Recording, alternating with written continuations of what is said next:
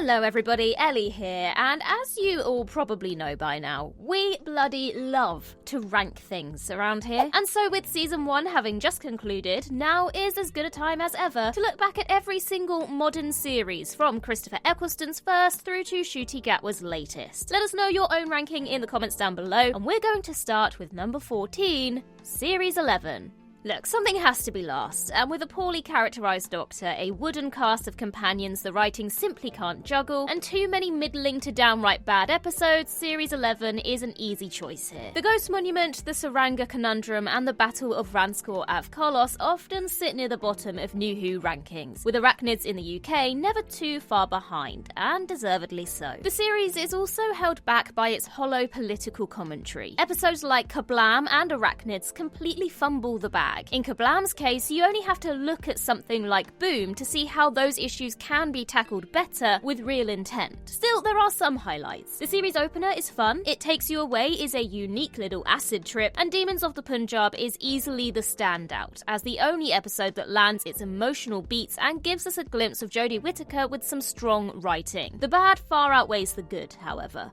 Number 13, Series 13. Flux was something a little bit different, and you have to give it points for that at least. While the decision to run a 6-part serial was born out of necessity due to the pandemic, it gave us a chance for a wildly unique series. So it is a shame that what we got was an absolute mess of ideas. The main story of Flux feels like Chris Chibnall playing with his toy box, never lingering on an idea long enough to make it work, with an overarching threat that is completely undersold and a resolution that frankly beggars belief. Honestly, thank God for Die from Liverpool, or the universe would have been eaten up. It's a series that, at its worst, is laugh out loud bad. The editing and pacing is extremely choppy as well, and almost feels as if it's stitched together from whatever could be filmed, which honestly might be the case given the circumstances. Now, to be fair, it does have more merit than Series 11. The more standalone episodes, War of the Sontarans and Village of the Angels, are among the best of the era, and newly introduced characters Dan and Professor Jericho are likewise Chibnall-era standouts. And of course, big up for Carvanista too. Number 12, Series 2. Okay, now hang on a second, put your pitchforks down and just hear me out, okay? The nostalgia goggles are still powerful, but Series 2 has had something of a reverse renaissance in recent years. It's easily the weakest of that first Russell T Davies era, with more poor stories than you probably actually remember, from New Earth to The Idiot's Lantern, and the almost impressively bad back-to-back bombs, Love and Monsters, and then Fear Her. Everything else is kinda middling too. School Reunion is lovely, and personally one of my favourites, but you have to admit it's hardly a series saver. Tooth and Claw, likewise, is okay, but not a saver, and let's be honest, you totally forgot about that Cyberman 2-parter, didn't you? Come on, you can admit it, you forgot about it. And then the finale treats the Mondasian metalheads like such chumps that their reputation wasn't actually salvaged until series bloody 10. Now, points do have to go for The Impossible Planet and The Satan Pit, which absolutely deserves its stellar reputation. But then there's the cringeworthy 10 Rose duo. Their lovey-dovey shtick with puppy dog eyes and in-jokes borders on obnoxious, and holds back 2 leads that we know are more than capable based on what we see outside of their shared run. It's a series that showcases Russell T Davies at his worst. The melodrama, the campiness that oversteps into childishness, and of course, Deus Ex Machina galore. Number 11, Series 12. Let's get the Timeless Child out the way right up top. Does it work? No. But ultimately, it's had little bearing on the show since, so it's easily ignored. It's actually Chibnall's pointless redestruction of Gallifrey that grinds the gears more. Anyway, on the whole, Series 12 is the best of Chibnall's 3-series run. For a start, the larger TARDIS team is balanced a little better, though Ryan does draw the short straw, with his entire character arc being to throw a ball. Seriously, Tosin Cole has mentally checked out too, which isn't ideal. 13's characterization is much better this time around too. She has a darker, secretive streak that gives her a much needed edge, but she's also allowed to flex her humour in a more natural way. Series 12 also has a higher quantity of good stories than 13's other runs. Spyfall is the most fun this era ever gets. Nikola Tesla's Night of Terror is a great episode that does right by one of history's most overlooked figures, and The Haunting of Villa Diodati is the best episode of Jodie Whittaker's time in the TARDIS. Series 12 would actually be ranked higher were it not for 2 things: the abysmal and self-indulgent finale, and the fact that it contains what might be the worst episode in the history of the show, Orphan 55. Number 10, Series 7. Series 7 is well documented as being a result of Stephen Moffat's year from hell, with the overworked showrunner capping off his immensely popular Sherlock series and also ensuring that Doctor Who's 50th anniversary wouldn't be a massive letdown. Which it wasn't, to be fair. It's a series that lacks cohesion. It also marks a frustrating Flanderization of the 11th Doctor, who spends his time skidding round corners and behaving very inappropriately towards his female friends at times. I mean, did we really need him daydreaming about Clara's tight skirt? Come on now. A mid-series companion swap doesn't help matters either. The Ponds find themselves staying beyond the natural completion of their story arc, which then forced Moffat to introduce the horrible divorce plotline, though the pair do get 2 more bangers in the criminally underrated A Town Called Mercy and their heartbreaking send-off in The Angels Take Manhattan. Fortunately, Matt Smith and Jenna Coleman have pretty good chemistry, especially in The Snowmen. The only downside is that Clara is relegated to being the impossible girl rather than her own character. It's not a series that there's too much to dislike in. It just lacks that wow factor. Number 9, Season 1. Not to be confused with Series 1, which we'll get to later. Placing this season was actually quite hard, and it's bounced around quite a lot, if I'm honest. The low placement might suggest general dislike, but the truth is that every series from this point onwards is at least good. It's just that Season 1 isn't quite as good as the ones we'll be talking about next. The most important thing is that, on balance, it was a return to form for the show. Ncuti Gatwa and Millie Gibson are 2 of the most likeable actors we've ever had in the TARDIS, and their chemistry and individual moments of brilliance do a lot of heavy lifting. The season is far too short, though. Character development is almost non-existent, and the growth of 15 and Ruby's friendship doesn't feel believable. The episodes themselves are a mixed bag, with a 50-50 split of stories that nail it and stories that don't. Those middle 4 episodes, though, honestly, what a run. Boom is Stephen Moffat's grand return, with an electric premise and the best dialogue of the season. 73 Yards feels more like an artsy indie thriller than an episode of Doctor Who, which is not a complaint. Dot and Bubble is a Black Mirror riff that reveals itself to be far smarter than you give it credit for, and Rogue, though the most traditional Doctor Who adventure of the season, is an incredibly fun time. The rest, though? Yeah. On the whole, though, some of the best Who we've had in years, and a solid foundation to build off of for Season 2. Number 8, Series 9. Many consider Series 9 to be Peter Capaldi's best, but if you remove Heaven Sent, is it still your favourite? That episode is a flawless example of what this show can do when it's firing on all cylinders. A beautiful story about the stages of grief with a haunting soundtrack and a one-hander script that understands how to make Capaldi shine. Face the Raven is a fantastic, heartbreaking prelude, and Hellbent is the subversive sequel Heaven Sent deserved. This 3-part finale is one of the crowning jewels of the modern era. The problem is, the rest of the series is nowhere near as good. The opening Dalek 2-parter has some great moments. I mean, Capaldi playing an electric guitar atop a tank will never not be iconic, but is weirdly lacking in stakes, considering it's set on Skaro, of all places. The Zygon 2-parter falls flat aside from Capaldi's belter of a speech, and let us not forget, Moffat let Mark Gatiss write a whole episode about sentient eye bogies. It's a series where you have to accept the rough with the smooth, though the fantastic characterization for both 12 and Clara, along with the finale, elevates it above some of the others. Number 7, Series 1. We owe literally everything to the series that relaunched the show in 2005, but it does have its faults. Rose is a very iffy start and would be torn to shreds were it released today. It's indicative of Series 1's biggest shortcoming. It's too childish in places, which can undermine the plot. The Slitheen episodes, for example, have a solid backbone, but are let down by a barrage of fart jokes. Other mediocre stories like The Unquiet Dead and The Long Game also hold this series back. But when it hits its stride, it is fantastic. Dalek marks the start of a much-needed shift for the series, and we get some absolute classics from then on. Father's Day, The Empty Child and the Doctor Dances, and Russell T Davies's best finale elevate Series 1 and give it a darker edge that suits Eccleston nicely. Series 1 is often criticised for being too Earth-based, but this actually leads to a level of cohesion we've rarely seen since. Every episode feeds into the wider story, introducing new elements to the puzzle to the point where when you hit the finale, every moment feels earned. It's just a shame that the message Russell seemed to take away from this was that the repeated bad wolf hook was what made it work, and has repeated it in every series since. Number 6, Series 8.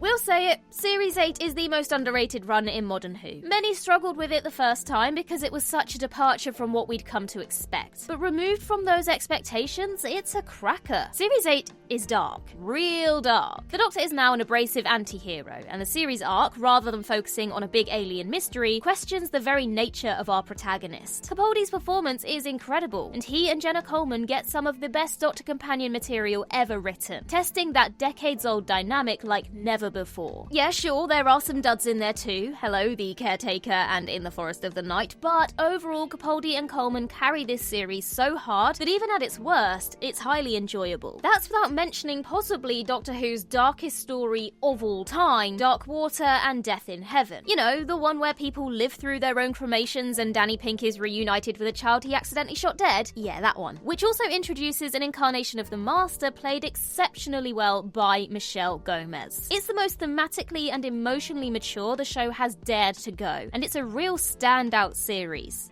Number 5, Series 3. Let's say it all together now. Martha Jones is criminally underrated. Freema Agyeman steals Series 3, though she did deserve a better arc than realising the Doctor is more interested in Rose. This is a series that's often overlooked because of how good Series 4 is, but it's actually not far behind in quality. Smith and Jones and Gridlock are early doors classics, even if the rest of the front half is saddled with poor episodes like The Shakespeare Code, The Lazarus Experiment, and 42. The Dalek two-parter is weirdly hated, despite being quite good actually, even if Dalek Sec does look like a bit of a prat with his trainers and face tentacles. Still, it does something interesting with a foe that can often be a bit one-note. It's in the back half that things really pick up though, with 4 10 out of 10s in a row in Human Nature, The Family of Blood, Blink, and Utopia. Few other series can match such a great feat. Even the finale has a lot to love, despite the infamous Space Jesus ending. Master stories generally have better material for the Doctor than Dalek stories, and both episodes are brimming with scenes that Tennant really sinks his teeth into. Number 4, Series 10. Series 10 is Peter Capaldi's greatest series. It may not be jam-packed with amazing stories, but in many ways it feels like the quintessential series of Doctor Who. A perfect marriage of classic Who vibes while retaining that modern take. Capaldi puts in his most well-rounded Doctor performance here, as a version of 12 Who has softened into a gentle, humble soul after 2 series of character development. Pearl Mackie is fantastic, and Bill is a breath of fresh air. There's no mystery surrounding her, no big shock reveal, she's just an ordinary woman who's curious about the universe. The chemistry and humour between Capaldi and Mackie is top-notch, and the on-off inclusion of Matt Lucas works far better than it has any right to. We just come off the back of 2 emotionally intense series, and this trio was the antidote. The stakes may be a tad lower than we're used to, but aside from a couple of stumbles towards the end with Empress of Mars and the Eaters of Light, this series doesn't really have any bad episodes. And then you've got the finale, World Enough and Time and the Doctor Falls, one of the greatest Doctor Who stories of all time. It feels like the culmination of the entire modern era. The show could have ended right there and it would have been a perfect final note. A bleak one though. Just this once, Rose. Everybody dies. Number 3, Series 6. Okay, can we all finally admit that Series 6 is elite? People seem to forget that at the time, this era was hailed as a new golden age for Doctor Who, and deservedly so. It may not be as consistent or cohesive as Series 5, but its highs are dizzying. 11 Amy and Rory, with the occasional appearance from River, the best character, is the best TARDIS team in the revival. The family dynamic and shared love between them is pure, cozy comfort food. And despite what many often claim, the series arc is not in fact convoluted. Everything with River's identity and the silence lands with a big bang, especially the closing moments of A Good Man Goes to War, though the finale doesn't quite bring it all together as satisfyingly as you'd hope. And sure, there are a couple of iffy episodes. The Curse of the Black Spot, Night Terrors, and Closing Time are middling at best, but nothing ever strays into bad or unwatchable territory because the core trio is so damn lovable. And when you have those aforementioned dizzying highs like The Doctor's Wife, The Girl Who Waited, The God Complex, and others, the good far outweighs the bad. Similarly, that opening 2-parter is a masterclass in how to launch a series. Constantly funny and clever, a terrific monster, incredible production values, and a genius hook in killing off the Doctor early. Take note, space babies. Take note. Number 2, Series 4. Series 4 is held in such high esteem for a very good reason. Tennant and Tate's run made a cultural splash unlike anything we've had since, and those two are fabulous together. It took a few years, but Russell T Davies finally found the perfect companion for 10. Ultimately, it's Donna Noble and her family, and by family we mean the legendary Bernard Cribbins, that make this series so special, though Donna does also bring out the very best of the 10th Doctor. What's more, this is the only series where every single episode is at least good. Planet of the Ood and The Doctor's Daughter are probably the weakest of the bunch, but none of them dip below a 6 out of 10. It's a remarkable run. The Sontaran two-parter and The Unicorn and the Wasp are ridiculous amounts of fun. The Fires of Pompeii is crushing in the best way possible, and we all know how good Silence in the Library and Forest of the Dead is. Come on! Even better is the fact that Russell T Davies finally shows us what he's capable of, with his two best Doctor Who scripts back to back. Midnight and Turn Left are the shining lights of this series, while the finale is the apex of Russell T Davies' excellent world building. This is what Doctor Who looks like when it's firing on all cylinders, and it came so close to claiming the top spot, but number 1 goes to Series 5. Nothing can match how Series 5 makes you feel. From the moment 11 crashes into Amelia Pond's garden, there's a magic in the air that never goes away. It's almost like it unlocked what Doctor Who was supposed to be all along. The 11th hour introduces Matt Smith's 11th Doctor, who hits the ground running. Karen Gillan is also wonderful this series, and as great as the addition of Rory is later on, Eleven and Amy on their own are electric. Their connection works better than any other Doctor and companion, and because we initially see the Doctor through young Amelia's eyes, you buy that she'd put him on a pedestal. It's an emotional well that the series constantly revisits, to great effect. Elsewhere, Murray Gold has never been better, and in terms of overall series arcs, neither has Stephen Moffat. The story of the cracks in time and how it builds throughout the series, not just getting the odd background mention, but being woven into the fabric of certain stories like the Angel two-parter, is absolutely sublime, building to what is still Doctor Who's most thrilling, satisfying finale. Throw in the likes of Amy's Choice, The Beast Below, The Lodger, and of course Vincent and the Doctor, and you have a remarkably consistent and cohesive package right here. The Raggedy Man reigns supreme. And there you go. Now, as I said at the beginning, we do love a good ranking here, so while you're at it, why not check out every Doctor's first episode ranked? In the meantime, I've been Ellie for Who Culture, and in the words of Riversong herself, goodbye, sweeties.